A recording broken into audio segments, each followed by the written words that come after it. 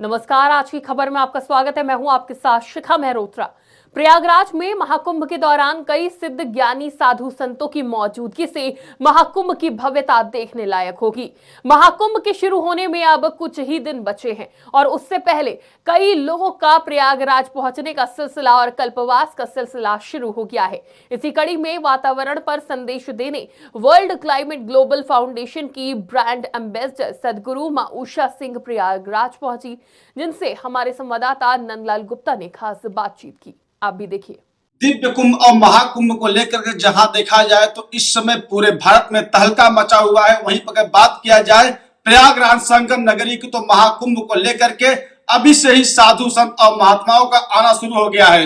अगर वहीं पर बात किया जाए सदगुरु उषा जी, जो कि माँ उषा जी के नाम से विख्यात हैं, वर्ल्ड क्लाइमेट फाउंडेशन की वो ब्रांड एम्बेसडर हैं। आज हमारे साथ में बातचीत करने के लिए वो यहाँ पर उपस्थित हैं, क्योंकि जैसा कि लोगों ने बताया है और ये रिपोर्ट कहता है कि ये 35,000 बच्चों को निःशुल्क शिक्षा देती हैं और करीब करीब 37 देशों का भ्रमण कर चुकी है, जो कि पर्यावरण के क्षेत्र में इनका बहुत बड़ा योगदान है।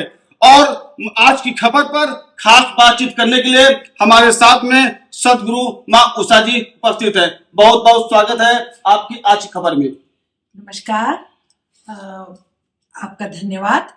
और आपने बात करी कुंभ की और पर्यावरण की, तो वाकई ये एक बहुत बड़ा चिंतनीय विषय भी आप कह सकते हैं। और वैसे श्रद्धा का हम लोगों का एक कह सकते हैं कि श्रद्धा का स्थान है, जहाँ सब एक आस्था और श्रद्धा के साथ आने जा रहे हैं और आस्था और श्रद्धा की डुबकी जो सब लगाना चाहेंगे। लेकिन इसके साथ एक बहुत बड़ी चुनौती है पर्यावरण, स्वच्छता इसकी। और मैं समझती हूँ कि इसका ध्यान हम सबको रखना चाहिए। ये एक तीर्थ मर्यादा, अगर हम लोग तीर्थ मर्यादा का ध्यान कर लें तो हम समझते हैं कि हम बहुत कुछ ऐसा कर लेंगे कि जिसका डर है। मैं समझती हूँ सरकार को भी डर है, और मैं समझती हूँ कि मुझे भी डर है और आप सबको भी होना चाहिए कि आप तो लोगों को जागरूक कर रही हैं, आप कैसे डर हो सकता है? आप खुद कहा जाए तो पर्यावरण की जननी, आपको लोग गुरु माता कहते हैं, लेकिन मैं तो आपको कह रहा हूँ आप पर्यावरण की जननी है। डर इसलिए बोलूंगी कि हम में से मुश्किल से 20% लोग हैं जो इसको दिमाग में लेके चलेंगे, तीर्थ मर्यादा को दिमाग में लेकर चलेंगे मस्तिष्क में।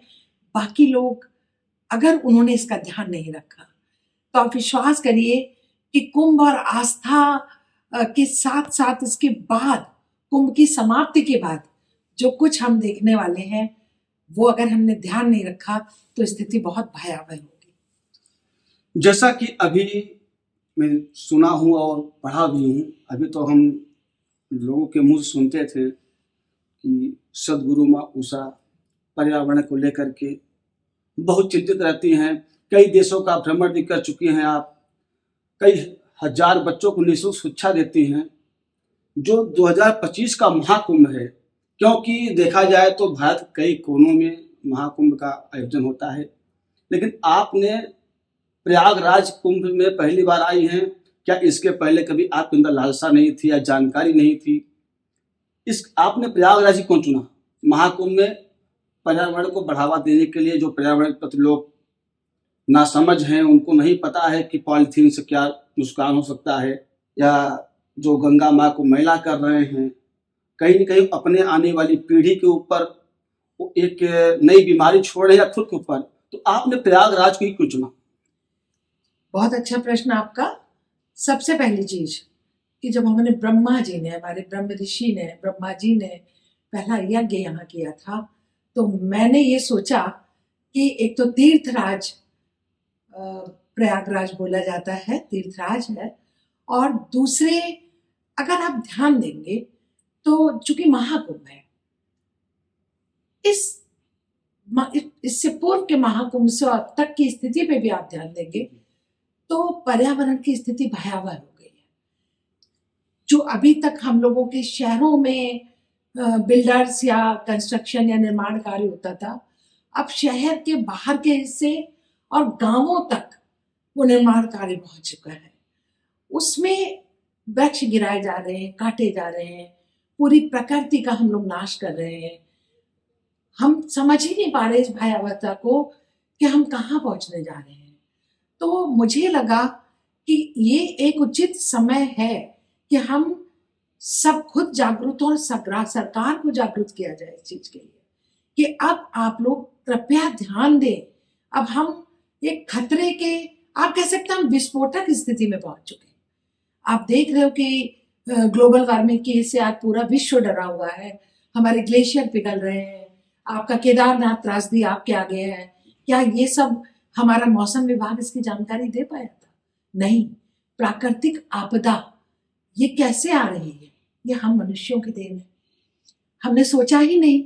हमने निर्माण कार्य कराए तो बिना सोचे समझे कराए कि हम पहाड़ों को छेद रहे हैं, हम पहाड़ों के बीच में से रास्ते निकाल रहे हैं, तो हम प्रकृति के साथ क्या कर रहे हैं? तो सरकार के लिए मैं समझती हूँ कि ये एक बहुत बड़ी चुनौती भी है और बहुत बड़ा ध्यान देने का विषय है कि अगर आप अब भी नहीं जागे, और मैं सरकार की बात खाली नहीं करूंगी, सरकार एक तंत्र है, हम सब भी तो उसके हिस्से हैं। मैं माननीय प्रधानमंत्री जी के लिए बहुत धन्यवाद देती हूँ कि उन्होंने स्वच्छ भारत अभियान छेड़ा और हमने उसकी जागृति बच्चों से, स्कूलों से शुरू करी। तो मुझे याद है कि मेरा ग्रैंडसन 6-7 साल पहले की बात बता रही हूँ कि एक पॉलीथीन उसने कुछ खाया जो आता है पैक्ड, और फेंकने के लिए उसने उसको गाड़ी में रखे रहा। बोला दादी जब कोई डस्टबिन मिलेगा तो वो गाड़ी रोकेंगे, डालेंगे। तो बच्चों को स्कूल में जो सिखाया गया कि हमें स्वच्छ भारत अभियान, हमें स्वच्छ रखना है देश का, तो ये उसका बहुत लाभ मिला और बच्चों में वो जागृति आई। और अब देखेंगे कि देश में स्वच्छता का बहुत स्तर में बहुत फर्क आया। तो मैं, आपने जो मेरे से प्रश्न किया कि प्रयागराज ही क्यों, तो एक इतना बड़ा महाकुंभ, एक इतना बड़ा तीर्थ स्थल पे इतना धार्मिक आयोजन होने जा रहा है, तो मैं चाहती हूँ कि आप सब लोग उसी तरीके से जैसे विदेशों में हम जाते हैं, ध्यान रखते हैं, उसी तरह आप यहाँ की स्वच्छता, पर्यावरण, सबका ध्यान रखें, भोजन करें या कल्पवास करें। पहले क्या होता था तीर्थों में? पहले लोग उपवास करते थे, कल्पवास करते थे। तो जब हम खाएंगे कम तो गंदगी बाहर हम कम निकालेंगे, तो वातावरण शुद्ध रहता था। अब आज क्या होता है कि हम लोग अपने साथ खाने के सामान बांध के ले जाते हैं, तो हम पहले खा रहे हैं ज्यादा, फिर हम जिस चीज में बांध के ले जा रहे हैं उसको फेंक रहे हैं। हम पानी की बॉटल्स ले जा रहे हैं, हम उन्हें फेंक रहे हैं। पहले हम गंगा जी का ही तो पानी पीते थे, कौन अलग से पानी लेकर जाता था? हम गंगा जी का पानी पीते थे, फलाहार करते थे, और हमारी नदी भी स्वच्छ रहती थी, गंगा जी भी। जो लोग गांव में रहते हैं या शहरों में रहते हैं, लेकिन देखा जाए तो गांव में निवास करने वाले व्यक्ति, शहर वाले लोगों की दिक्कतें हैं, लेकिन जो व्यक्ति गांव में होते हैं, क्योंकि गांव में भारत की आधी आबादी गांव में होती है, जो गांव की स्थिति हो गई पर्यावरण पर लोगों में देखा जाए बहुत भयावह स्थिति है। लोग पेड़ काट रहे हैं, ना कि लगा रहे हैं।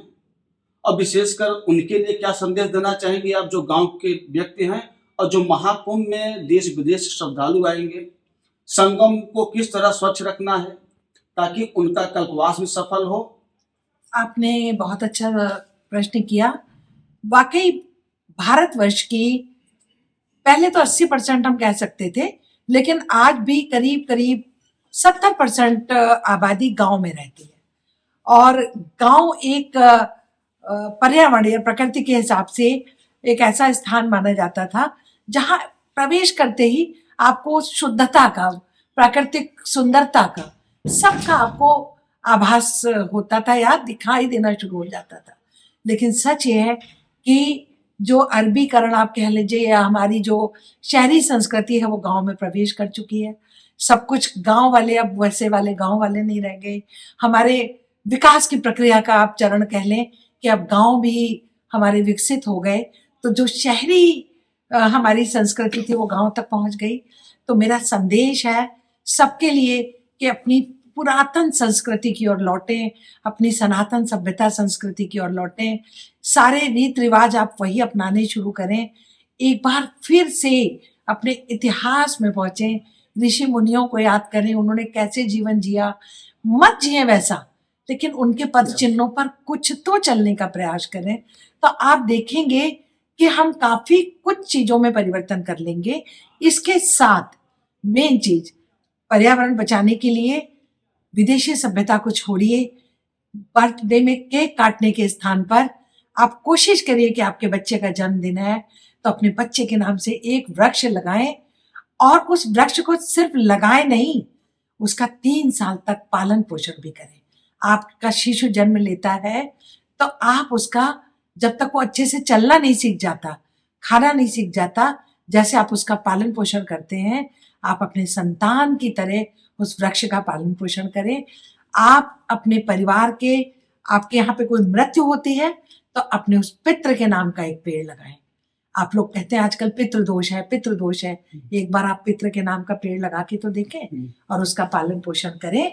आप देखेंगे कि पर्यावरण की रक्षा होगी, धर्म की रक्षा होगी, सनातन की रक्षा होगी, और जिस संकट में हम आगे भविष्य में पड़ने जा रहे हैं, उस संकट को हम बहुत हद तक, जो नुकसान कर चुके वो कर चुके, अब हम उसकी पूर्ति कर दें। जैसा कि अभी हमारे साथ में सदगुरु माँ उषा जी, उन्होंने बताया कि जिस प्रकार से लोग, विशेषकर भारत में, क्योंकि आप एक भारतीय महिला हैं, भारतीय नारी हैं, इस देश की रहने वाली हैं, जैसा कि अभी आपको मैंने इनके बारे में बताया भी था, इनका जो संदेश है भारत के कोने कोने में रहने वाले एक एक व्यक्ति को, जिस प्रकार आप अपने बेटे की देखभाल करते हैं, अगर पर्यावरण को बचाना है, कल को सुसज्जित करना है, आने वाले पीढ़ी को अगर स्वस्थ रखना है, जैसे आप अपने बेटे की सेवा करते हैं, उसी प्रकार से अगर आप घर में एक व्यक्ति एक वृक्ष लगाएगा तो आने वाला कल सुनहरा होगा। कैमरामैन अविनाश सिंह साथ, नंदा गुप्ता, आज खबर प्रयागराज।